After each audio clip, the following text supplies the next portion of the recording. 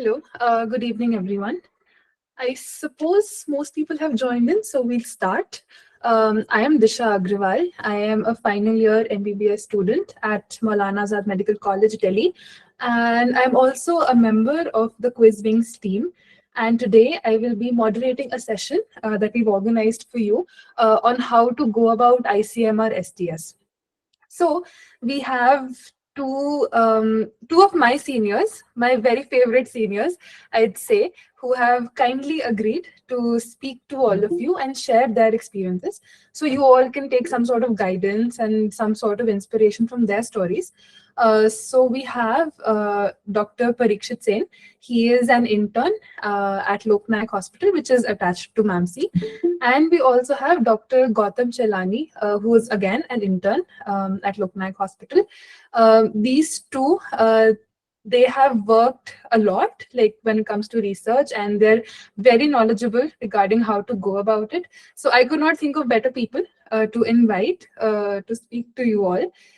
Right, so I will hand it over to them. Parikshit sir, would you like to go first and share your experience? Yes, sure. Thank you, Gisha, for that wonderful introduction. I'll try to do it justice during this meeting. Hi, everyone. I'm Parikshit Singh. I'm an intern at Maulana Azad Medical College in Loknayak Hospital. I did my SKS in 2022 to 23, and I've worked on other research projects as well. Um, first, I'd like to thank the Disha and the Quizwings team for giving me the opportunity to speak here, and I hope all of you find this session helpful. So I did my SKS in 2022 in pediatrics, and the reason was I was generally interested in research, and this seemed like a very good structured program to start off with. I had done some minor work before that, but not any actual physical data collection, and this gave me an opportunity to do that. SKS is a very wonderful program if you want to start off with research, because you get the whole picture from start to finish, right from coming up with a research question to all the ethical clearances to drawing up a proposal to um, actually doing the data collection, doing the statistical analysis, doing the writing. So you get a complete picture of the research process. And it is also a very structured, well recognized program. So it also makes it easier to approach faculty who may be aware of this program if you want to do research. Another thing which SKS is good for is that it's a very good way to see if you are interested in research. Uh, Earlier, SKS used to be a 2-month program. Now I think the duration has increased still compared to, many research projects that can take years to finish and require a lot of time and investment. This is a relatively short program to see if research is something you are actually interested in and if you want to take it forward. It is also a very good way to uh, after doing a research project, you can publish your paper, and that's always a very good feeling. So yes, SKS is definitely a very good program to start with. Um, Apart from that, I got it in pediatrics, and the reason I got it in pediatrics, one of the major reasons was because the faculty in pediatrics was very good, and most of you may not have a very specific area of interest or any specific subject which you're interested in, or you may be interested in multiple subjects. But what is absolutely critical for having a seamless journey through your STS is to have a very good guide, because a lot of things depend on having a good guide, right from uh, writing up the proposal to how much help they provide in writing your proposal, to the whole ethical clearance process, to the data collection. Faculty are not always available, so how often can you approach them? Because especially nearer to the deadlines when you have to do the submission, it becomes essential to contact them for signatures and everything else. So it is very important to have a supportive guide. As for how to come up with a research question, first you have to think of something first, if there is any question in your mind, if there is something which has been nagging you, something which you observe in your hospitals or while seeing patients, and something you want to take up, you can approach the faculty with something, and they usually give their inputs. And if they have any if they have any interests or project areas, they can involve you in that. So I'll just also let Gautam take up, uh, share his experience.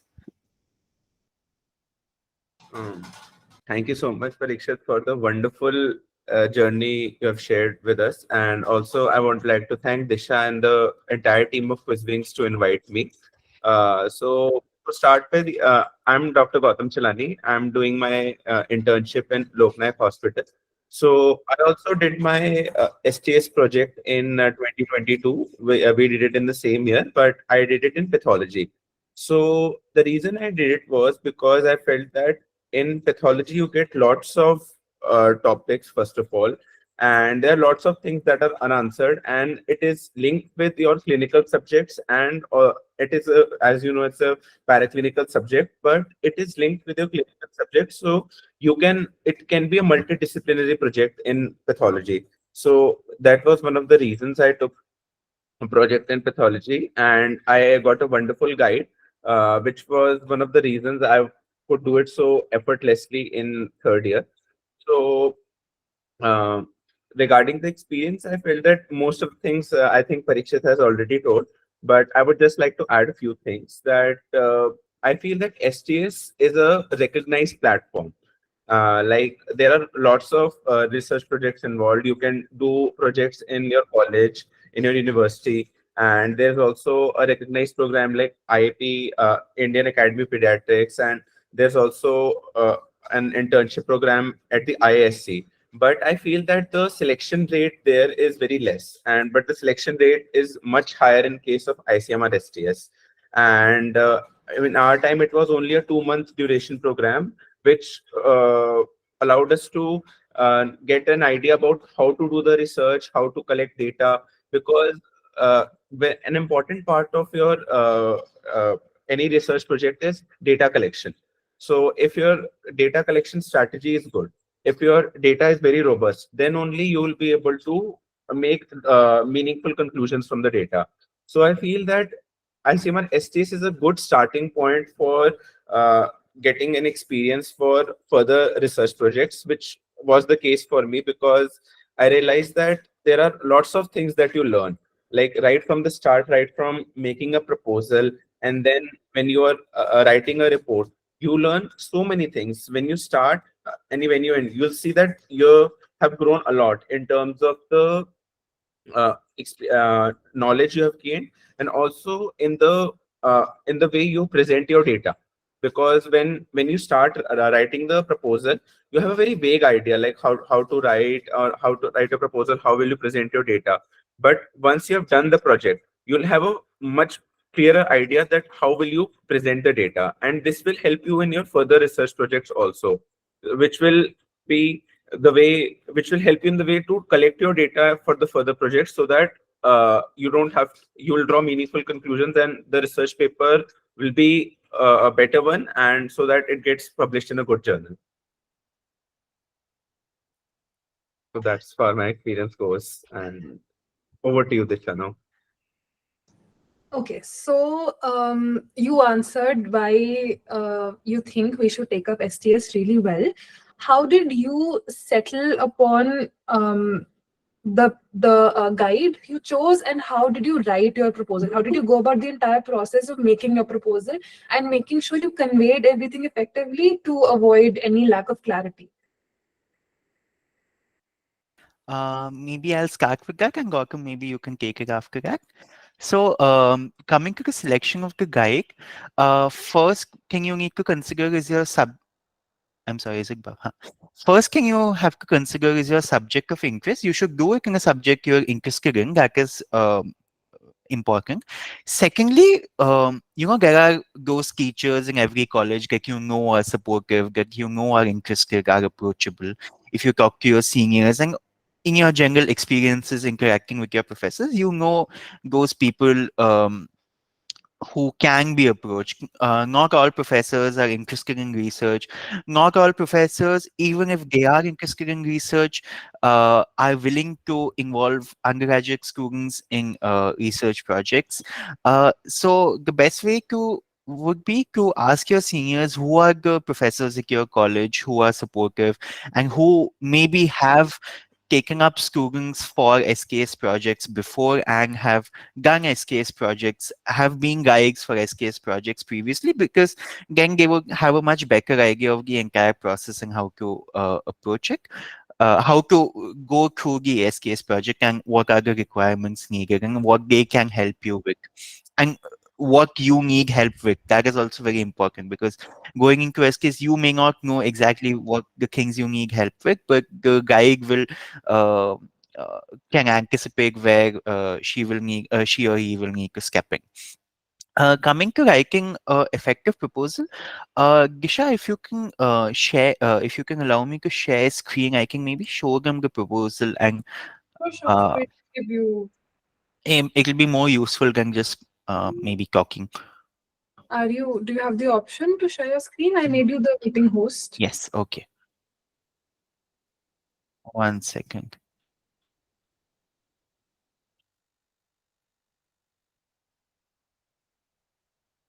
Uh, okay, this is some problematic thing is happening. Okay, just give me 1 second.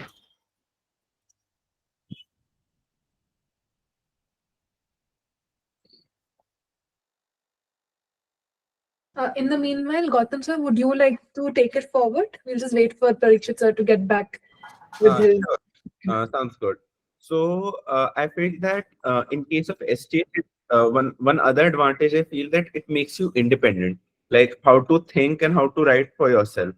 So, like when I selected my guide, like I did it in pathology. So, first of all, there's I feel that the one of the more important things is like selecting a good guide rather than the subject you're interested in. Because, as Parikshit said, like it may be possible that the subject you're interested in, the that subject does not have a guide who is interested in doing research with undergraduate students.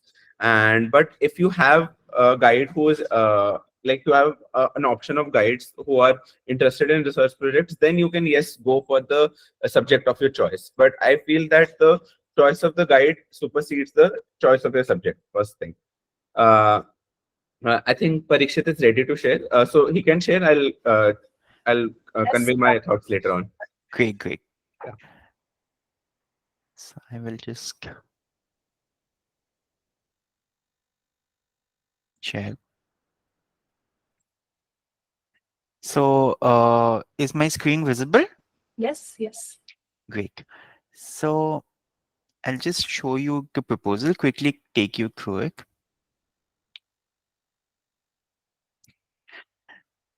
So this was my SKS project. So firstly, the first thing you need to go is go through the guidelines on proposal submission from on the SKS website. You need to stick to it very. You need to adhere to it very strictly, specifically the headings and the word limits, because proposals often get rejected on if you don't adhere to the proper format. So this was my project. The first important thing to do in uh, while when you write your proposal is to do a proper literature search. Now, what you need to actually search for in the literature review, you just don't need to read through all the papers that you find on a topic. You what you need to do is identify what is the current evidence showing. Two, what are the gaps in the current evidence? And three, how will your study help address those gaps in the current evidence? So that is what you need to do. What is the data on the topic? What is the missing data on the topic? And um, how will you address that? So that is a very crisp and a very you can write a very robust rationale for the study and a very robust introduction. and why essentially your study should be done. Gang the objectives, there are differentiating between aims and objectives. You should read that. Yes, you should go through some of your PSM before you start writing your proposal, just to see, be familiar with the terminology. What are the aims? What is a aim? What is the difference between an objective and an aim? And the methodology of the study. So this again, you would have to refer to your PSM textbooks, and also these things are available on YouTube and every other thing to see how your study will be conducted. So methodology has to be written in a lot of detail, because that is essentially showing how you will conduct the study. And if that is weakly written, it reduces your chances of acceptance, because the methodology is really where the seriousness of your study comes in. So this ethics and consent. Parikshit sir, I think the proposal isn't visible. Is it not visible? Is it visible now? Currently, I see only the home screen.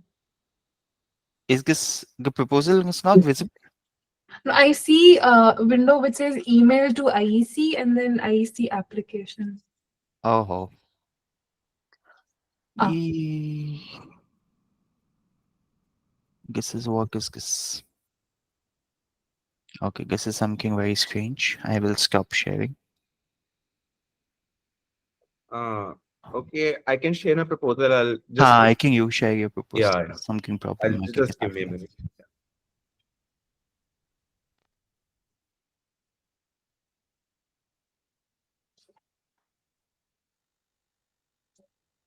So again, I'll talk a little bit more about the literature review that you need to go. You need to read up on your papers of a similar topic on PubMed. You use something known as mesh terms. You can read up what mesh terms means. So, for example, if your study is on, my study was on precocious puberty, or let's take a easier topic, maybe type 1 diabetes mellitus. So you see type 1 diabetes mellitus, children and outcomes. So you type these things and you see all the papers. See the recent papers, because there'll be very old papers also. You don't need to read maybe the entire papers, just the abstracts. What you need to do is identify something that is missing. And then how your study will help answer that, because there has to be an element of originality to your study, why your study needs to be conducted. If you are answering a question that is already being answered, for example, if you're evaluating things like knowledge, attitudes, and practices regarding smoking among undergraduate students. This is something which is being done over and over and over again. So you're not adding anything new by doing your study. So you should always try to add an element of originality to your study, and why it needs to be. Need not be absolutely original, but something new in an existing topic needs to be there. And there are courses on research methodology, videos on research methodology, enough presentations you will find. You don't need to necessarily go through all that. um, the best way I would say is to read some proposals and to read your PSM biostatistics section, and the epidemi I mean the what was that section? um, introduction to epidemiology. all gag, कि मतलब, Yeah. what is a case control study, what is a cohort study, what is a cross-sectional study. At least you should be familiar with these terms. Otherwise, you won't be able to write a very effective proposal. So yeah, if you do these things, it should be enough. Apart from that, I do not think watching endless videos and doing courses on research methodology is really necessary. It is something that you will learn while doing the project. I think Gautam is ready to share maybe. Yep. Yeah.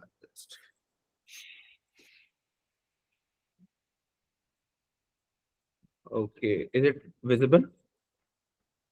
Um, Yes.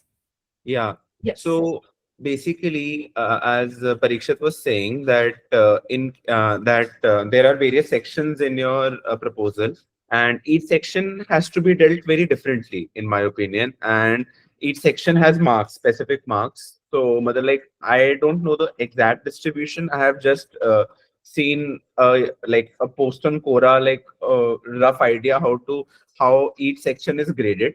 But I'll tell you that maximum marks are of methodology, and I feel that it is the easiest to write, because like I'll just show you, because I'll cover methodology because you have to write it first. So in methodology, like there is one topic for one section for ethical considerations. I have written it very long, but it's that much amount is not needed in my opinion. Uh, just to be safe, I'd written it in the at the beginning, and so like there's the ethical considerations, then there is period of study, type of study, and the study design. So and what I'm trying to convey is, if you present your methodology in such a manner that uh, that there are subsections, so it is easier for the people to understand, and also it gives you a better advantage over others, so that there is inclusion and exclusion criteria. Like one thing I have done wrong in this, which I learned later on, is that since there is inclusion criteria has A and B, covering women over 40 years and women undergoing 3 or more births, so I should not have mentioned the counterpoint in the exclusion criteria. That is obvious. Okay, so you should not do that. Matlab, I have learned it later on, just telling you for the same thing. And like your data collection should be basically telling what all basically you'll be doing, like in proper format. Like you'll be collecting samples, you'll be taking consent, etc. And how will you process the data? Like mine was a lab-based study, so like basically I've explained how the sample we will process. But yours may be different, but you have to tell it in great detail. Statistical analysis may be a section which can be short, because I feel that you don't know what kind of data will you have, but a rough idea should be there, but you may differ from it. But you should basically be telling that the what how will you do the statistical analysis, what will be the your to get them type of data, and what are the statistical tests you may use, and the p-value less than 0.05 will be considered significant. You can tell that. And do you want to cover anything, Parikshit? You can use my proposal if you want. Yeah, I think you covered everything really well, Gautam. Just one thing I remember, not regarding the proposal, but this was one of the things regarding STS. Make sure before you do anything, before anything else, make sure you have a nationalized bank account, right? So, because otherwise you will have trouble later. You need to have a bank account in your name in a nationalized bank. So, SBI or UCO Bank or PNB or Canara Bank or something. Nobody ever talks about it, but suddenly you realize you need this, and then you're running around to get a checkbook. And when you make your account, make sure you apply for the checkbook, and you need to do this before everything, because you will need it for your proposal, or I think proposal submission or report submission, something you need it for, and early on. So that is very important. Just random thing that popped into my head. But I struggled with this at least. So to summarize, you must have a bank account. You must choose a better guide over your favorite topic. That is something that Gautam sir said. Then when you're writing your proposal, do your literature review thoroughly. Basically glance over abstracts, find what is already known, find gaps, and just explain how your research project will help address those gaps.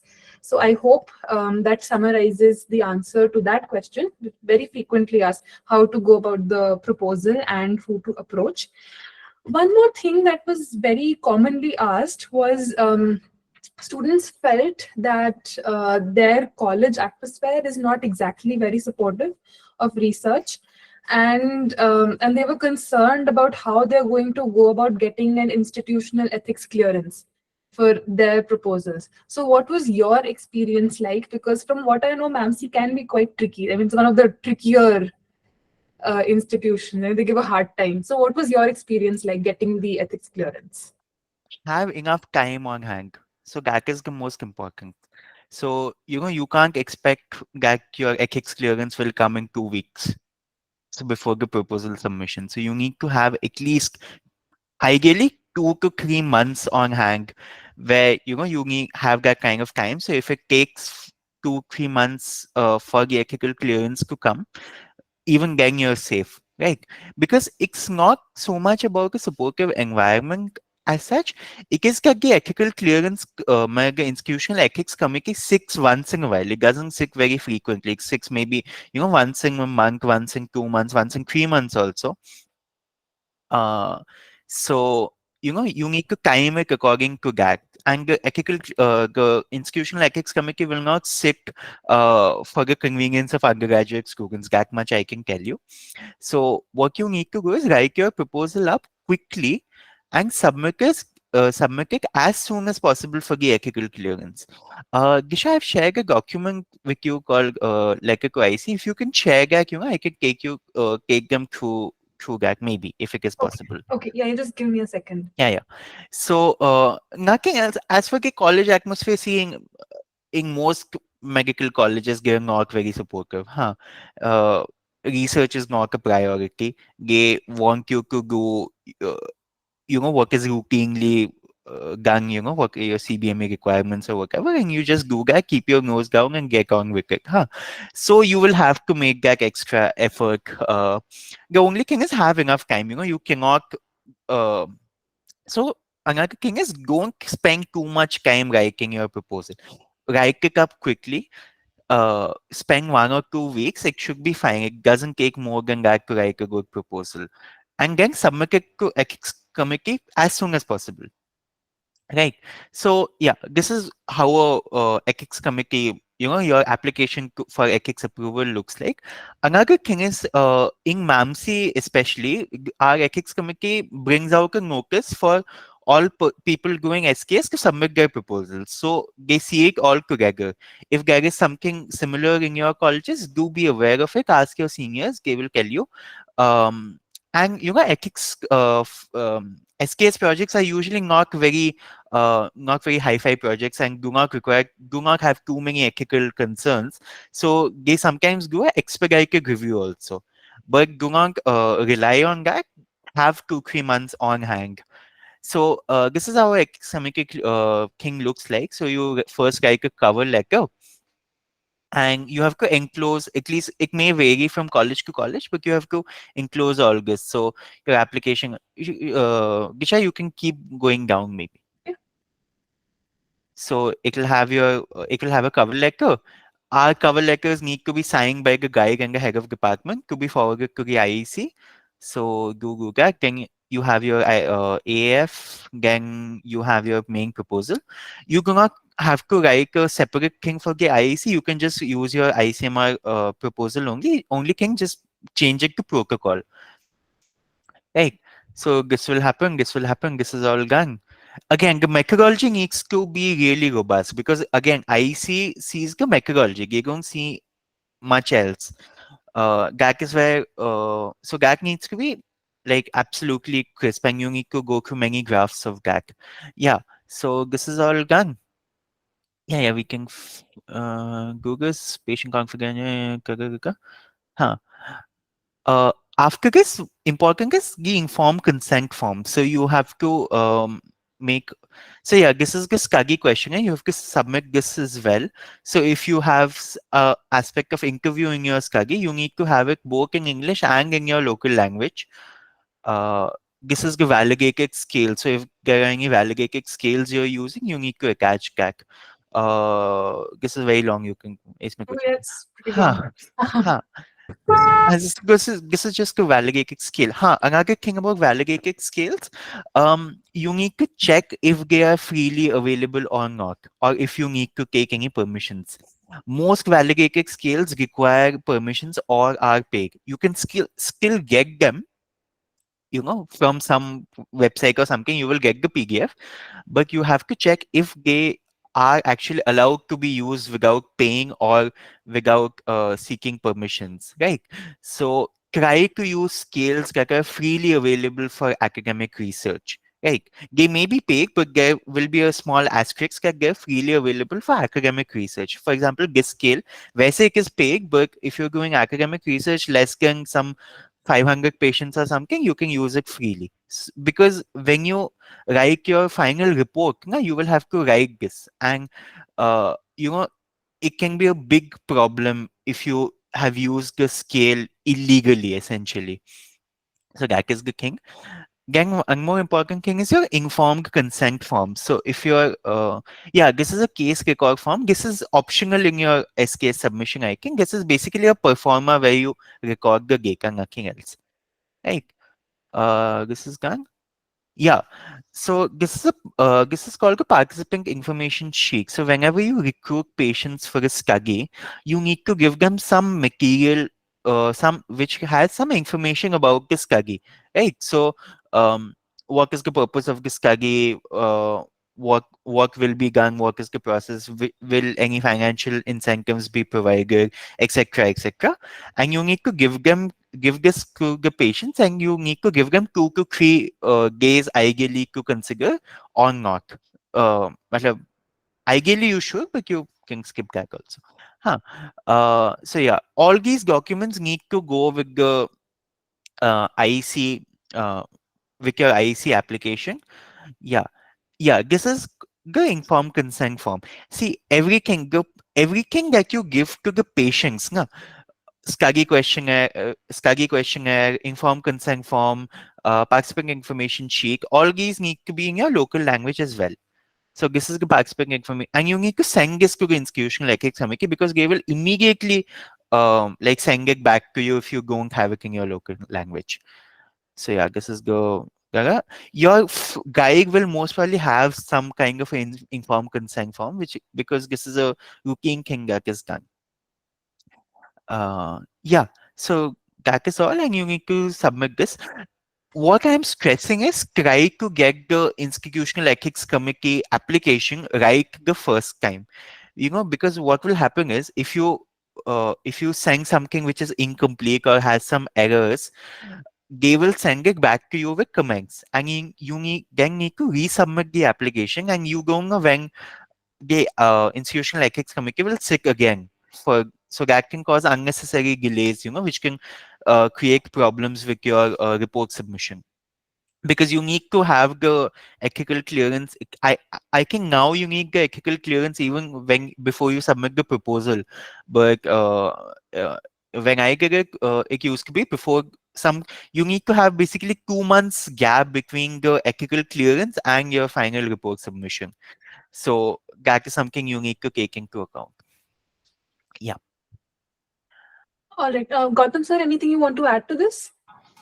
I think he has covered most of the points, and I agree with all of them. Just I wanted to add a few things that, like, this is MAMC specific. I'm not talking about anywhere else. I don't know, like, whether it be applicable or not.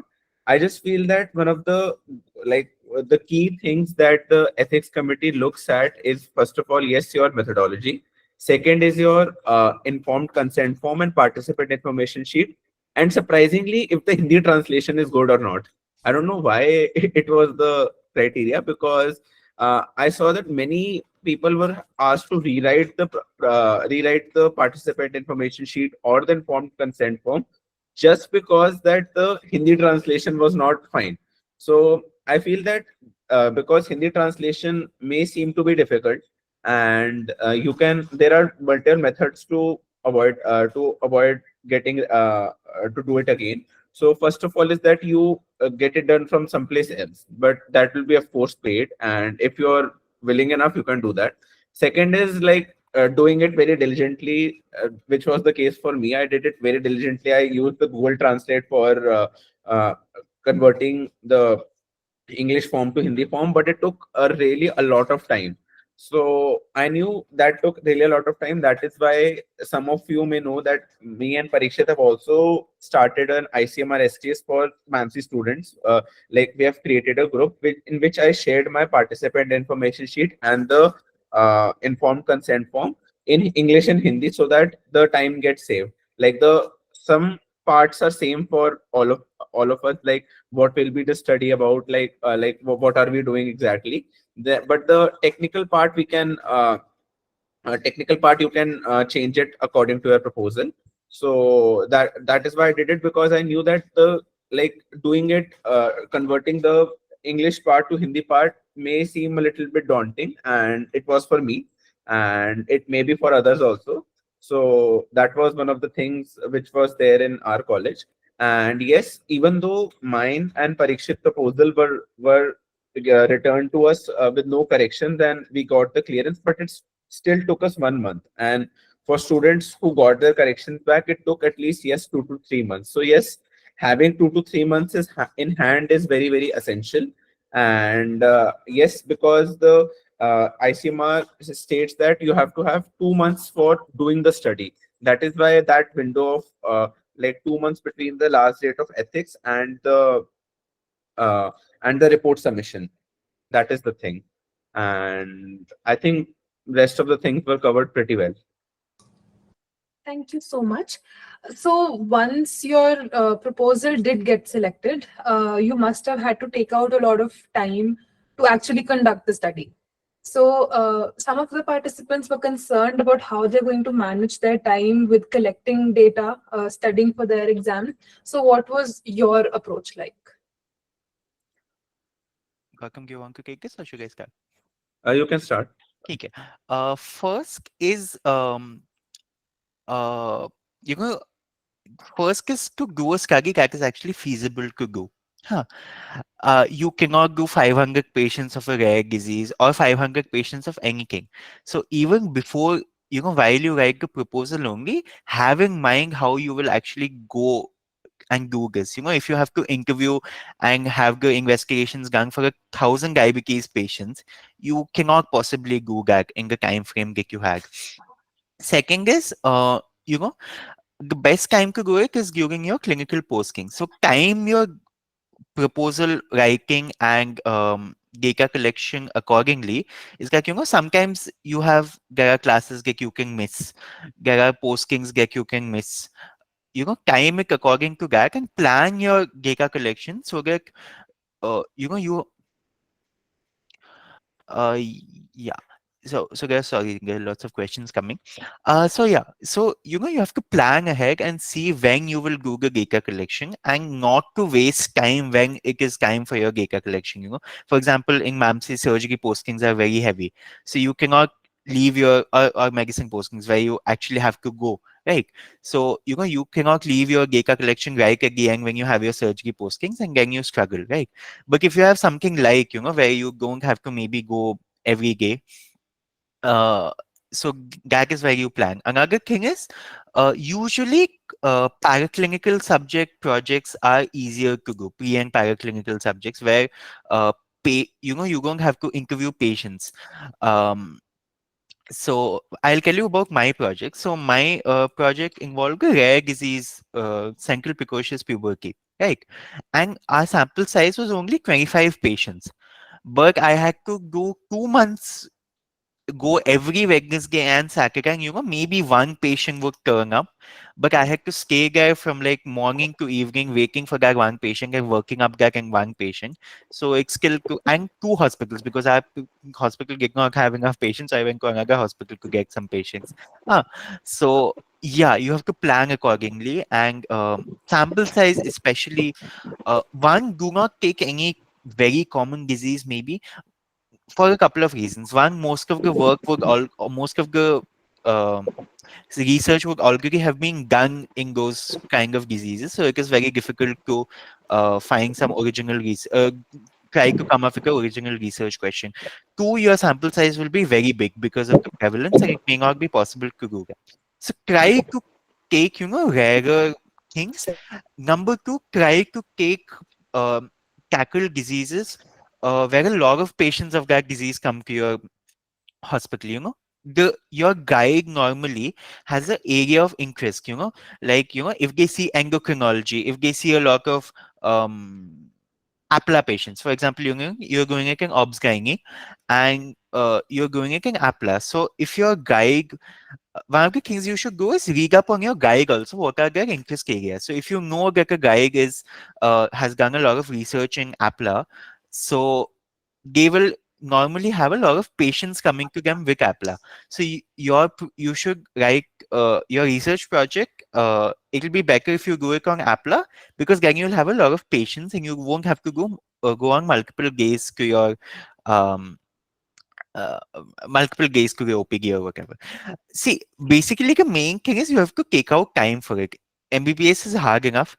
Um, so if you want to do anything extra, you have to waste less time. Huh. So you have to take out time. So if you know your exams are coming, study ahead. So that time you can do your data collection.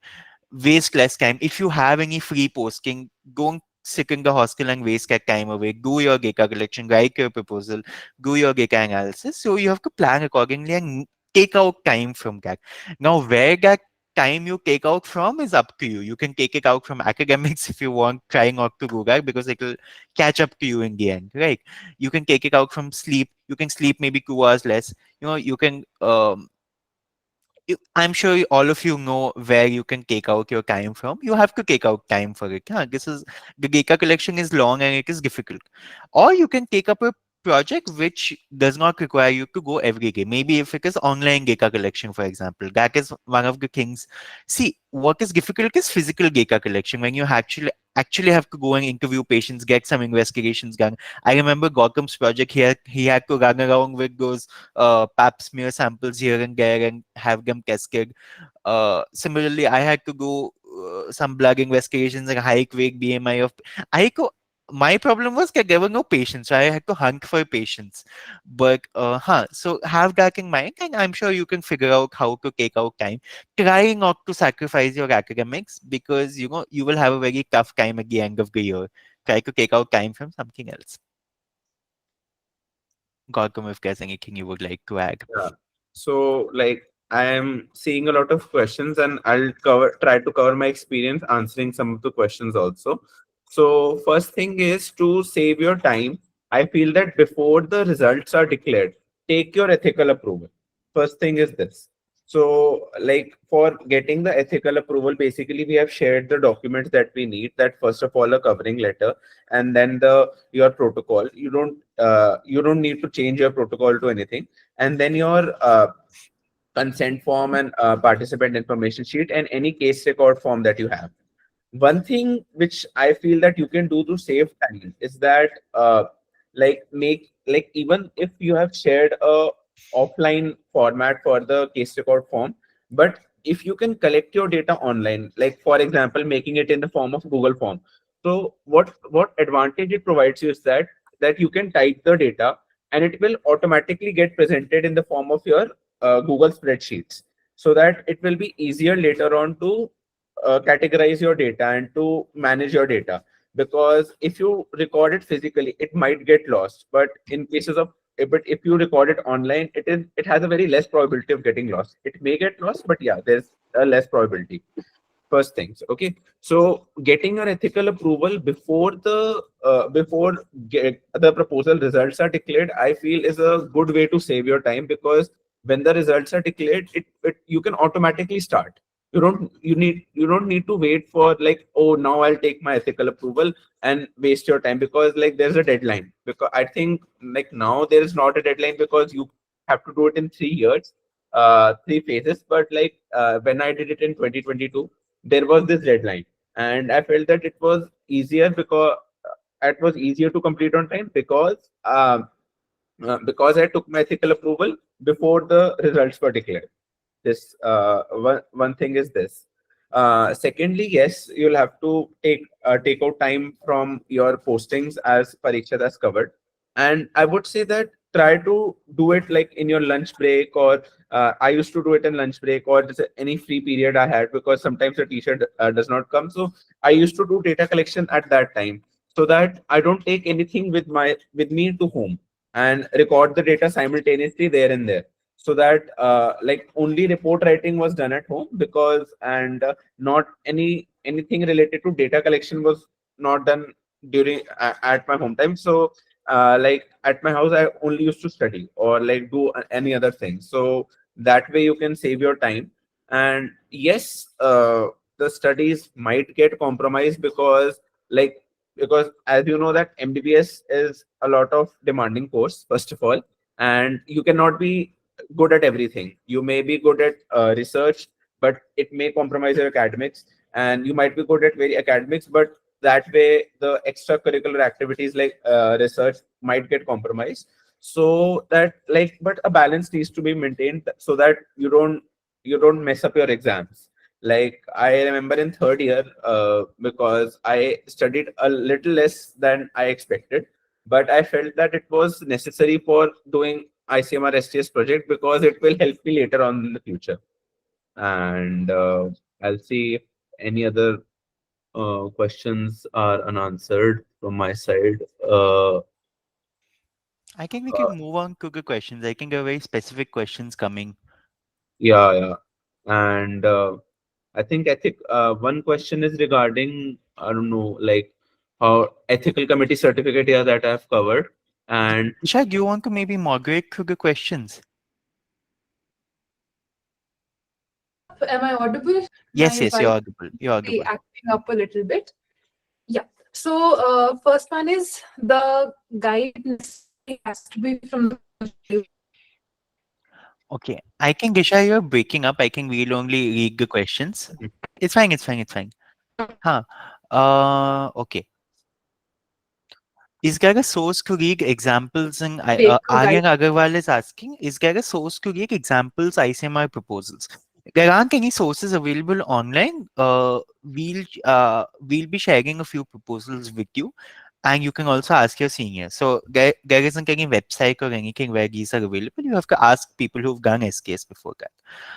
Can a professor be a guide for two students of different years of study?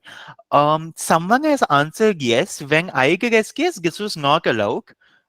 So the guide could only be so a professor could only be a guide for one student. I am not sure if this has changed. I would advise you to please check the ICMR website and if there are any circulars which have come. Anshuman has answered yes. So Anshuman, if you can share some document on the group, that would be great.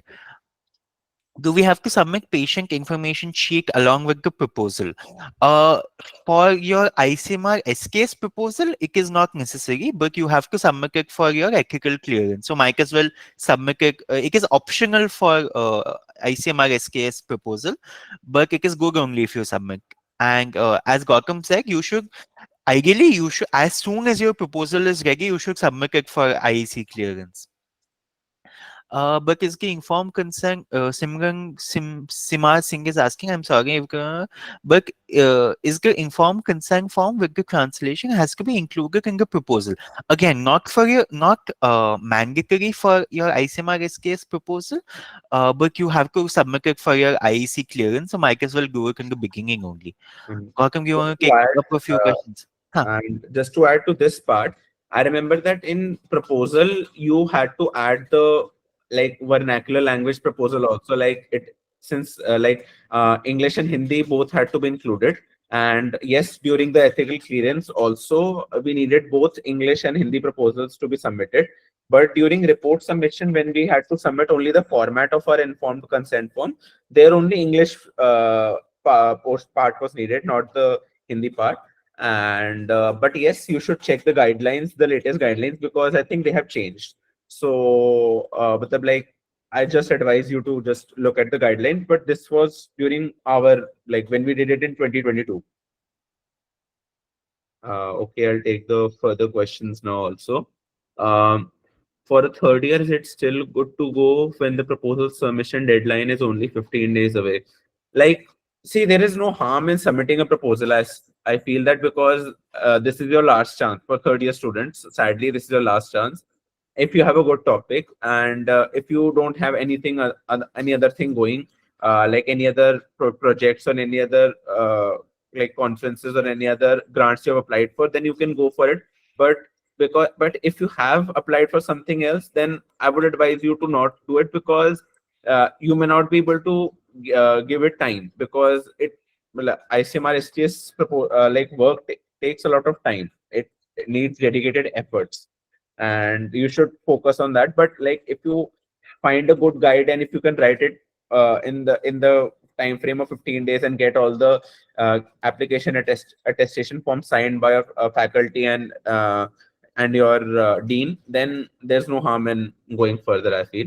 Just to add one point to that, for third year students who haven't yet written the proposal, one of the things I would suggest, if you're really interested in doing this, one of the things I would suggest you do is to write a letter to the IEC before you've written your proposal, requesting for a expedited review and for a meeting to be conducted for an expedited review of third year. You explain the full situation, that you attached that ICMR notice also that came, that this notice was recently released, so we could not submit it earlier for SKS.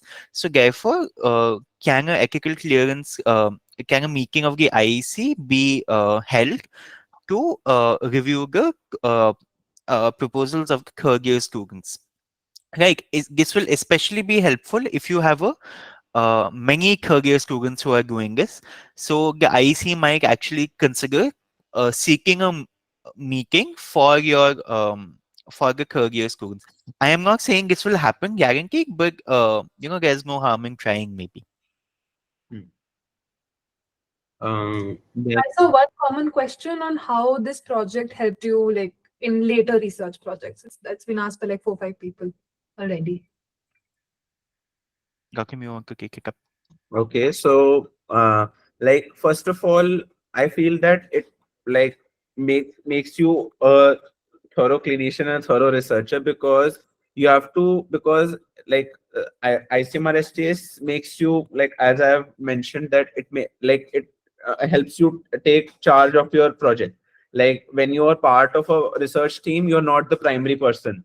So the, like, even if you do work, but it will be checked by someone else. But in ICMR STS, I feel that even though there's a guide, but in the end, it is your responsibility, because you're submitting the proposal, you're submitting the report, and you're doing the data collection.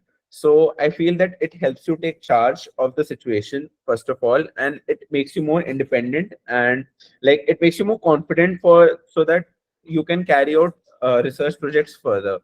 Regarding the professionally, I feel that it is not that helpful in near future for those doing the Indian PG. But I feel that in the long run, if you have uh, research projects in your hand, it will help you in getting selected for any fellowships or any other projects that you might take up in future. But for, yes, for Emily aspirants, it has a, like, short term advantage also, because of getting a good branch in your during your residency, I feel that. And yeah, I guess that answers, like, the advantage of doing ICMR STS in for doing yeah. Well, I'll take up a few questions. Can we please get all the documents? I'm sure Disha will be happy to answer this. Yes, yes, I'll share the point. Can you please raise an issue? I just wanted to know whether we can have the certificates of ICMR, NI, and Poshan Abhiyan. They are free certificates. I am not aware of what this is. If someone is, I'm sure you can answer. Uh, is it necessary to take the guide from my college only, or can I approach professors from other college too? No, you have to take the guide from your college only. It is not allowed to take guides from other institutions. Uh, j- j- j- but this year we have to get ethical approval at the time of proposal submission. Then what to do? As I explained, you can you can submit your IC proposal and then request for a meeting to be seeked before the proposal deadline, because of the following reasons: attaching the ICMR circular that has recently being released. Again, is a matter of luck whether they seek a meeting or not, but no harm in trying. Any tips on picking a good topic for research? Okay. So one of the things I would like to say is one, it should be something in your interest. Two, it should be something your guide actually works on. So do go to the ResearchGate profiles of the guide you want to approach. See what kind of research they're doing.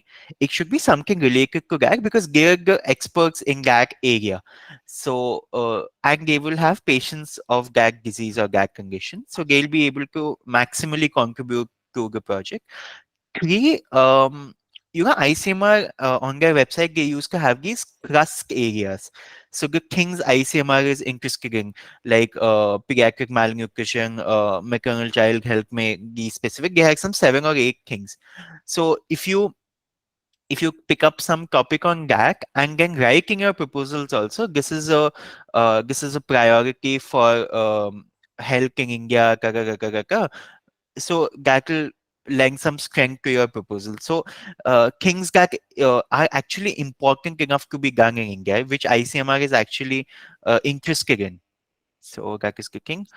Also, what about the new opportunity release for third year students? I have covered this. What will be the advantages later if we do research now? Gautam has covered this. ICMR future. Did you publish it in some journal? Yes. And Gautam's is also in the works. Is it necessary to derive the sample size, or we can just quote a number due to unavailability of a base article? Depends on what thing you're doing. If it is something very common like diabetes or hypertension, you will have to derive the sample size. If you're doing something like a rare disease research, so how I did it was I compared my sample size with papers of a similar nature, that had done projects on central precocious puberty. So I wrote that this sample size was taken. Um, uh, the sample size was taken after reviewing similar papers which took a similar sample size. So our non-budget project also approved. The ICMR STS does not ask you for a budget. So you don't have to justify your budget.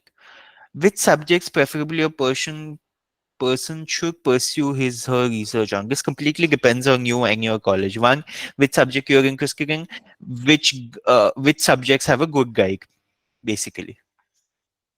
Gautam, you want to kick up?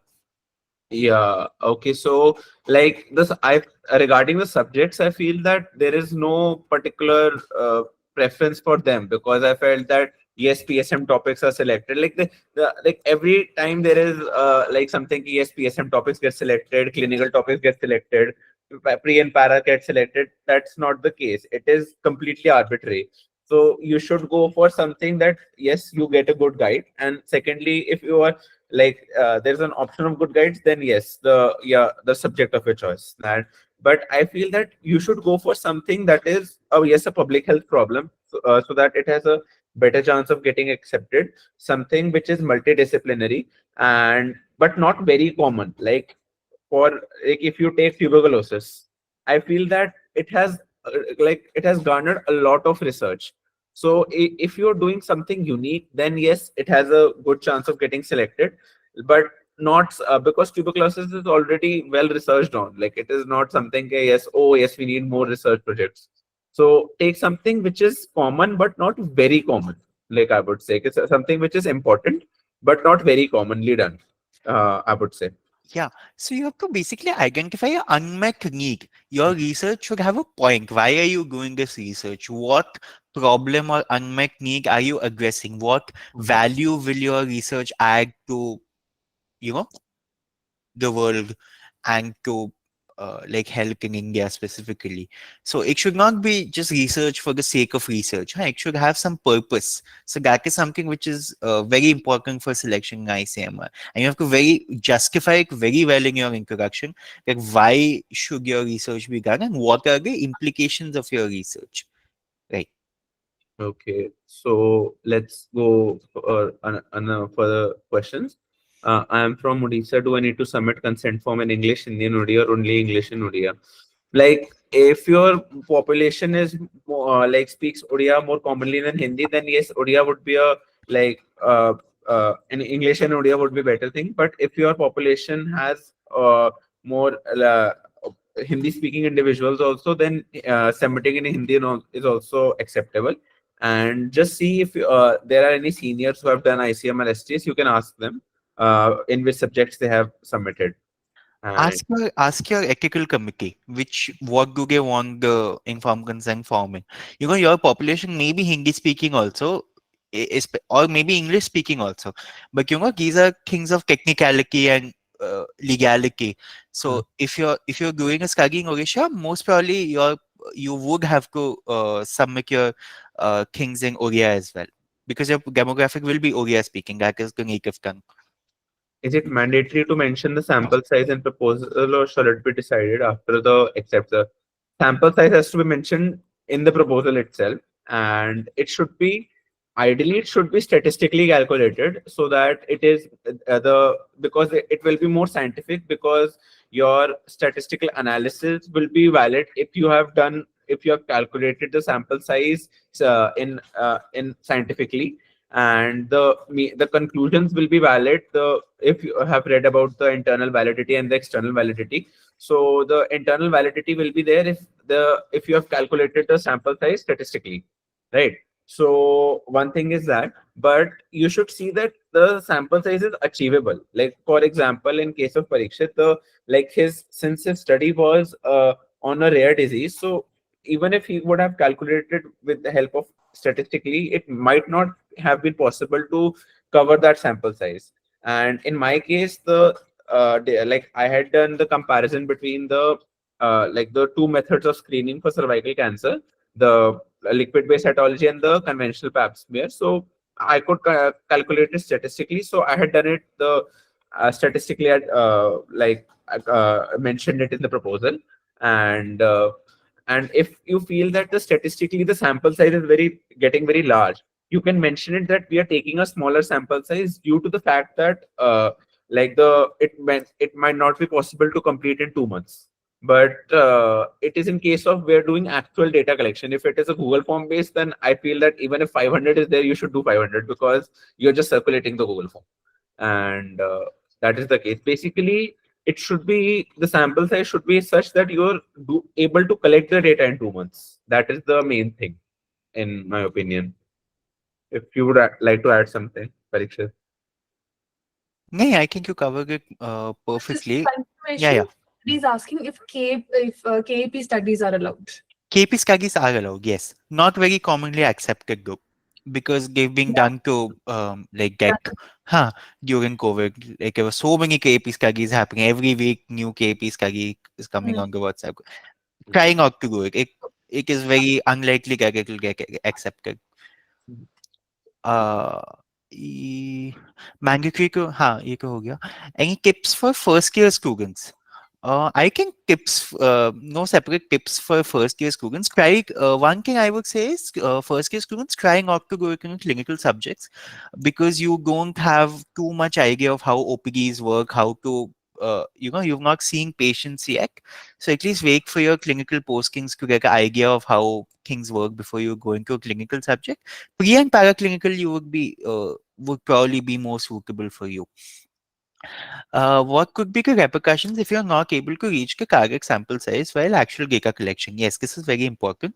So ICMR has so whatever sample size you write in your proposal, um, ICMR has a SKS has a rule, and it will come in your report submission that they have a question like, uh, is there any significant deviation in the study methodology from your proposal?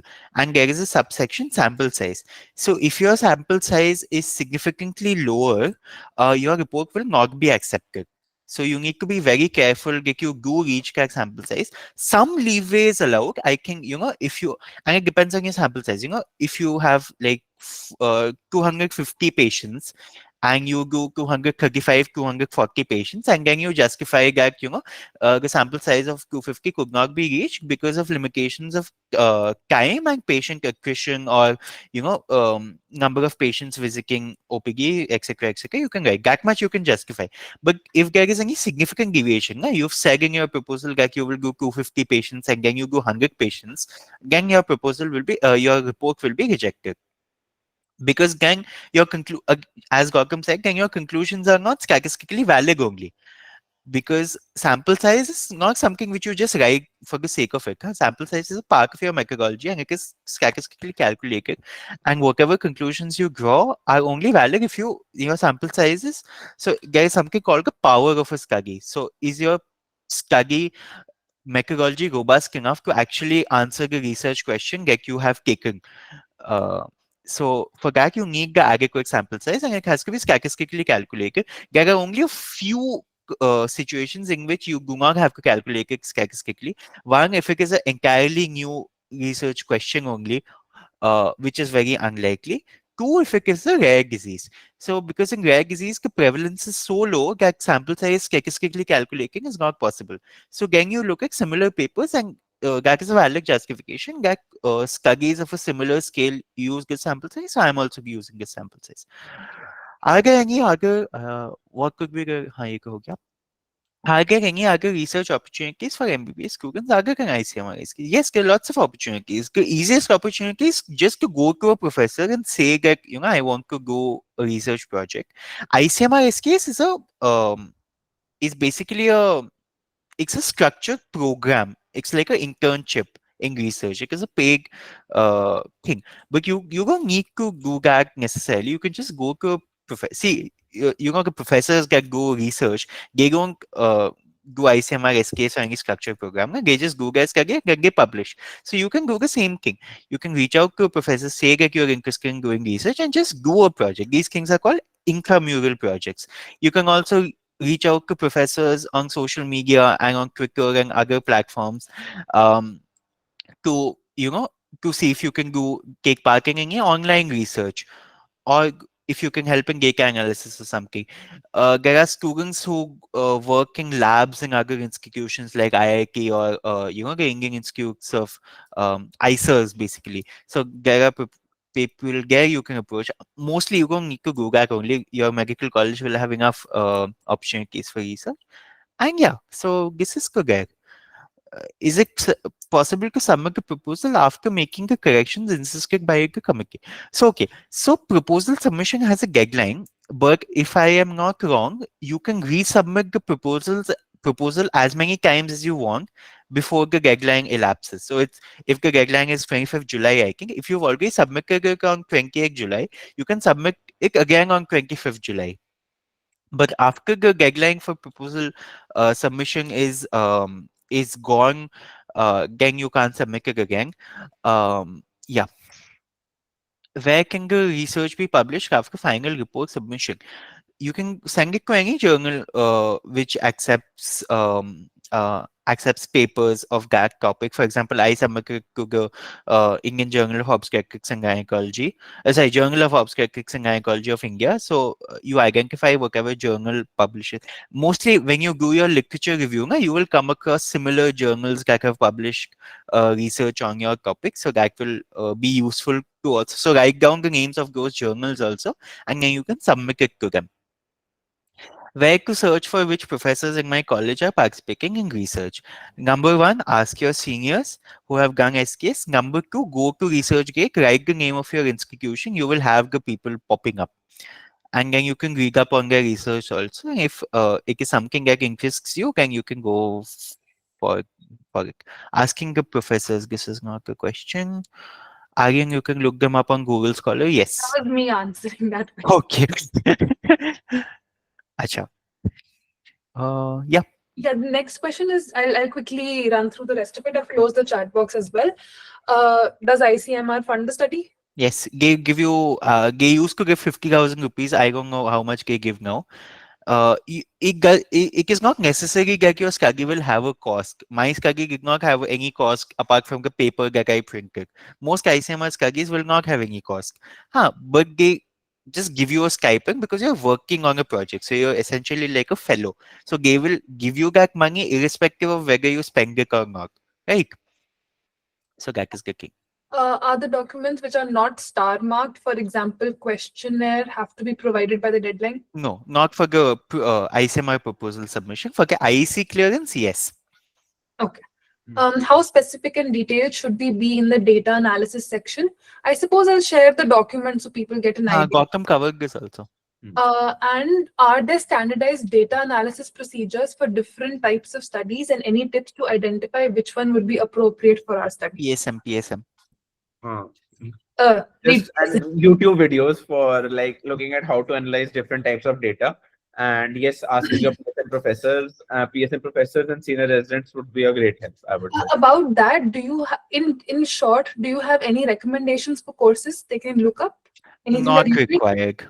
Not Okay. required This in is my not opinion. required. Huh. Just go to your PSM MAG or whatever lectures and see the epidemiology and biostatistics sections. That's more than enough. Okay.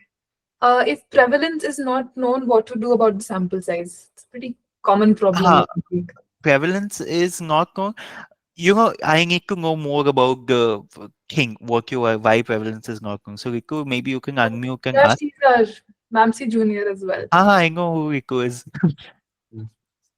Riku, what study are you doing and why is the prevalence is not known?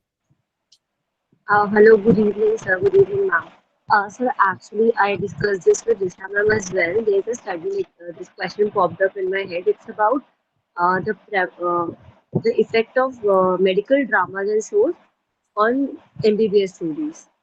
So, in that case, I could not find any Okay. literature on the MBBS students. So, there is no prevalence of how many students are watching these shows.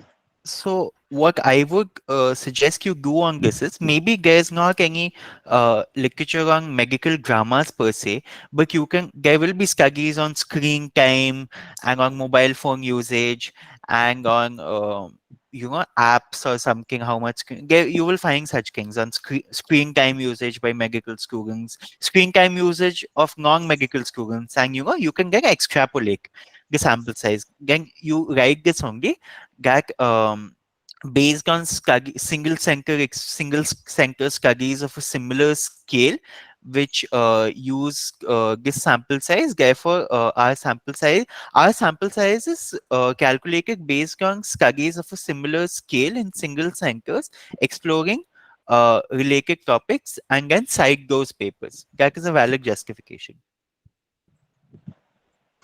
Okay, thank you, sir.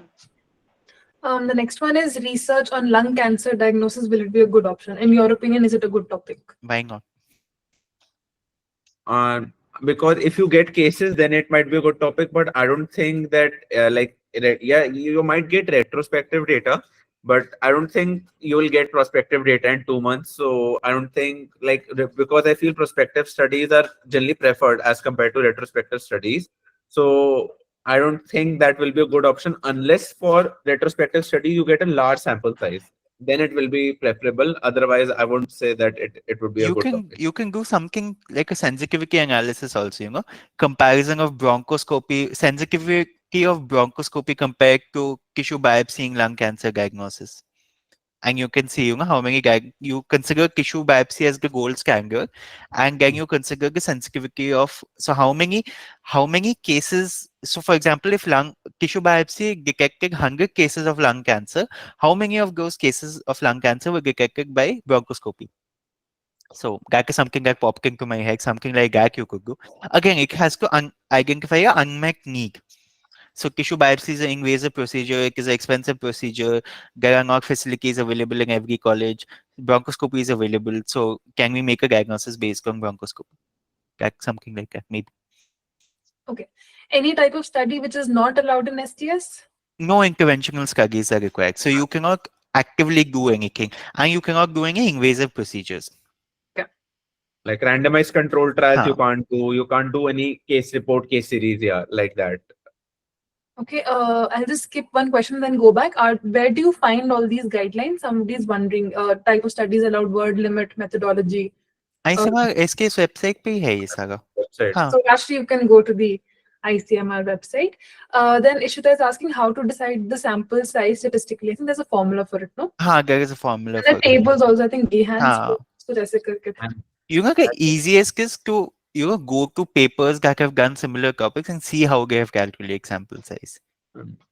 Just like to add one thing. One thing for sample size calculation is based on basically your objectives, the primary objectives and secondary objectives. That is a very separate discussion, but the end what I'm trying to say is it is based on your objectives. So if you formulate your objectives nicely, and yes, looking at the past like similar papers, you'll be able to calculate your sample size, and for that you can take help from your like PSM residents, and like based on the prevalence of a disease and the like estimated population, and then yeah, that is the formula for calculating sample size. Also, your guide will help you with all this. So don't worry, you don't have to do everything alone only. Your guide will have done enough research papers and done enough research to know how to calculate sample size. So they'll help you with it, don't worry. At And, least they should. okay, no, carry on. नहीं. Last question. If the sample size calculated is larger than what can practically be done in 2 months, can we mention the limitations in Yes. the proposal and target a lower size? Yes, you can write this. Okay. But I'm assuming there would be a bit of a trade-off, no? Like they may not. Mashallah, accept- you can have to justify it in your methodology. So, for example, if you're doing something on tuberculosis, and your sample size calculator comes out to be 500. Can you write in your limitations? A smaller sample size of 250 was taken due to the constraints of time and number of patients visiting the OPD in our institution.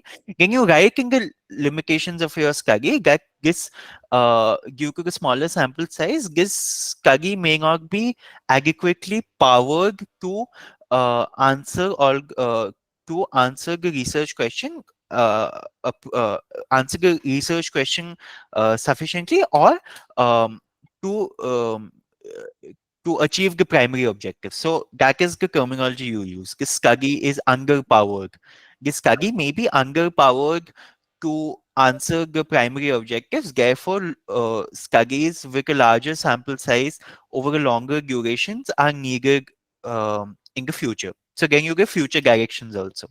And another thing which I would like to add is that like there is another way you can approach this, that basically if you have statistically calculated, generally you'll see that just for statistically calculating the sample size, you use a like alpha error of like you'll treat it in your PSM of 5%.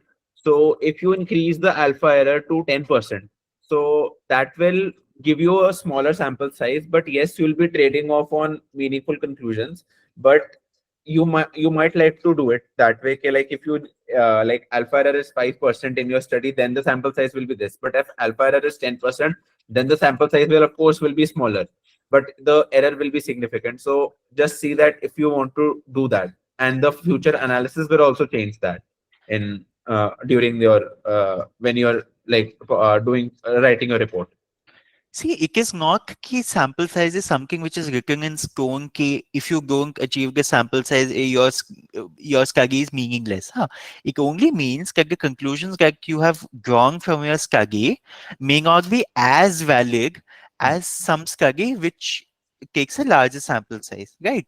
You see this in randomized controlled trials also. You test a drug on 500 patients versus you test a drug on 50 patients. It is not the 50 patients, the drug which was tested on 50 patients, the conclusions from that study are not valid only.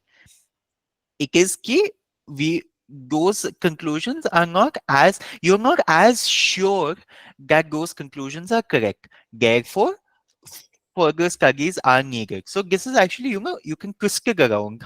You can make the limitation a strength when you write it. See, ICMR wants to see if you are aware of these things or not, and you're not trying to hide it. So, so you say in your proposal that this sample size cannot be reached due to the constraints of time and resources and number of patients received. Therefore, this study may not be adequately powered to answer to reach the primary objectives.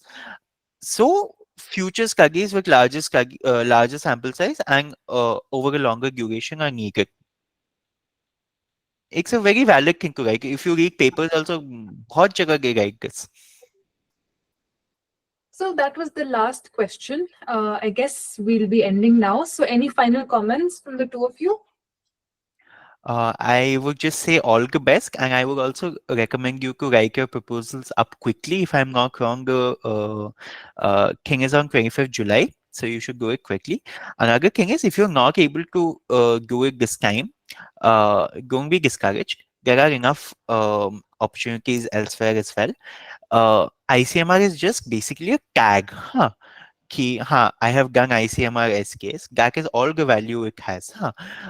A 2-month research project doesn't have too much inherent value when it comes to research. Huh? So if you do, you can always do a normal research project which is not under the tagline of ICMR, and you can publish those papers. The most value that research has, apart from like things like knowledge and ESUB, is your publication. Huh? Publication in the high impact factor journal. So if you can achieve that, well and good. So it is not कि ICMR SKS नहीं कर सकते, कोई research ही नहीं कर सकते. हाँ, that is not the case. It is very far from that case. And secondly, since it is only a 2-month program, like it was in our time, like I think the guidelines have changed, like you do it in phases now.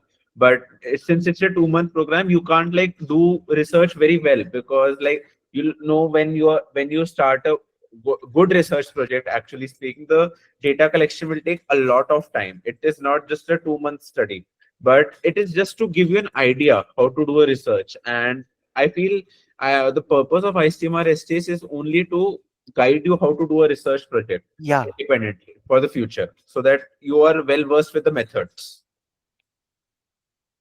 Okay, so I guess that brings us to the end.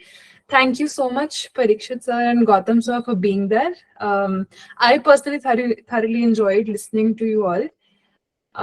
And yeah, it was a pleasure having you here with us.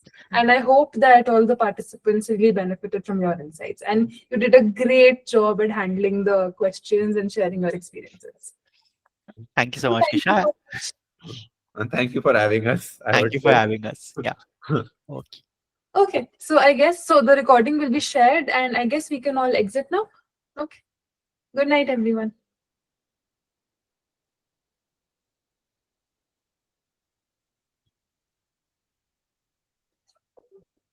I think we'll stay on for a while.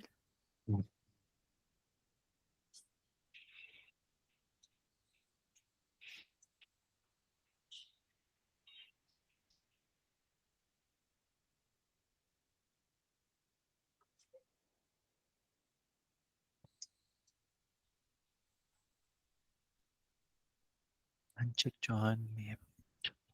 Yeah, he's also like, I think it's 22 batch. He was there, no, that medtech. Okay, he has raised their hand. Someone human has raised a hand. I think you can unmute and speak. Yeah. Yes, human. I'm sorry, that is your name which is displayed. It's okay. I was just asking that if some astrological placements is used for astrology and medical science, if it's ever. I'm sorry, I couldn't get the question. Do you know about astrology? You're asking about something related to that. See, if you can justify it, it may as well get selected. I know a proposal from my college, one of the juniors, he was doing something on chakras and Ayurvedic chakras and serum lipase levels, and it got selected. So, go for it. Okay, thank you. Sanskar Suman has raised their hand. Okay, this is the last question, by the way. This is endless other. Pranam ma'am. Actually, my question is that can we carry out research which is more of a training purpose, something like that? You would have to elaborate a little further. For example, if I want to train, first of all, I will take my sample size or say patients who are admitted about their perspective about PCR or Okay. CTR, and then after giving training, I would assess their knowledge or Gacy, give guess you that can't go previous because it questionnaire. becomes a Sanskar. This you cannot go because this becomes an interventional study. Because you're doing something, right? You're training the patients. So that you cannot do. So it becomes a clinical trial. Your study you're describing is basically a clinical trial. So you're saying that if you do an intervention, which is CPR training, will the outcomes be different? So that is a clinical trial. You cannot do this in the Uh, scope of STS, at least. Okay, if it is done on dummy, then would it still be an intervention? See, there are two things. Huh? One, you are showing them something. Two, you are asking them to do something. Huh? So if No, you I show, will not ask them. Can you just take their what they gain through the that session, training session? who are some risky guesses, I would say. It is bordering on a clinical trial. So I would stay away from it. But huh. Plus, what you're describing, na, CPR ka knowledge, basically it is a knowledge attitude practices study on CPR. Na? So this is done, I think. It would have been done in my research thoroughly. So I'm not sure what unanswered question you're trying to answer through your research. So that is something you have to think. See, you can think of a lot of research ideas, but the reason we do a literature review is to see if the research project you're planning to do actually has some purpose, right? Which is not done before, which is not already known. You know that if you train patients CPR, it will be good. They will be trained. This is known. This is established. So why do you need one more research project to do this? Hang on. So yeah, that is Gee, something. boss. Thank you. Sure. Okay. So I think now we'll end. You can Hello, ask sir. questions on your Hello. Quizwings group also. Disha can forward I'll them to us. forward the questions because I think now we're just dragging on. Right? This is never ending otherwise. Someone wants to Hello, join the sir. call One also. question, please. Asha, okay. Sir, I am second year student, and for me the deadline is 15th July. 15 And July. Acha. matlab, yeah, and I am gonna to make my proposal, and my IEC technically be I didn't submit. So what should I do?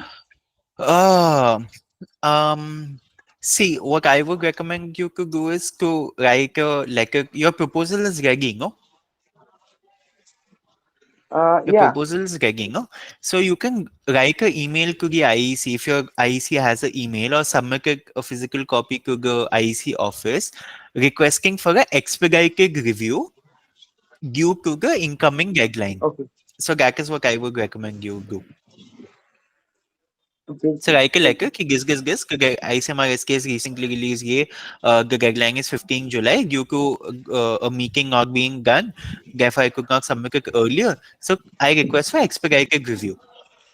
And you can Okay. try. I'm not saying it will happen only, but at least you can Yeah. try. Yeah, all the best. Okay, sir. Thank you.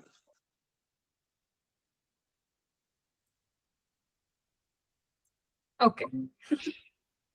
So I'm ending the webinar now. Okay. Thank you so much for being there. Thank you for having Thanks us. for having us. Okay, bye. Good night. Good night.